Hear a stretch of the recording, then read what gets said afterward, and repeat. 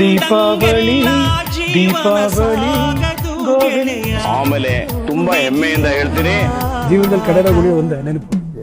ಬ್ರಹ್ಮಗೀಚಿದ ಬರಹಗೆ ಮೂದಾಲೋಚನೆ ಇಲ್ಲ, ಮನಸ್ಸು ಇಲ್ಲ.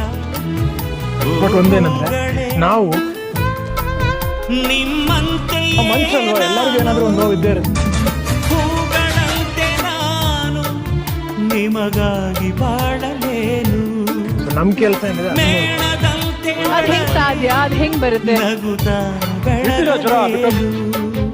ಈ ಪ್ರೀತಿಯ ಅಪ್ಪಲ್ ಒಂದು ಗುಣ ಏನಂದ್ರೆ ಸಪೋಸ್ ನಾನು ಅಲ್ಲಿ ಕೂತ್ಕೊಂಡು ನಾನು ನನ್ನ ಅಭಿಮಾನಿಗಳಿಗೆ ಎಲ್ರಿಗೂ ಹೇಳೋದೇನಂದ್ರೆ